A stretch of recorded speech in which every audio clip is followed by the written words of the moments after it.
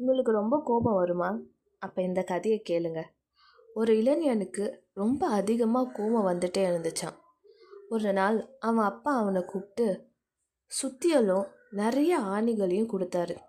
இனிமே உனக்கு கோபம் வரும்போதெல்லாம் வீட்டு பின்னாடி இருக்க சுவரில் போய் ஆணி அடி அப்படின்னு சொன்னார். அவன் முதல் நாள் 10 ஆணி அடித்தான். மறுநாள் 7, அப்படியே 5, 2ன்னு குறைஞ்சிட்டே வந்துச்சு.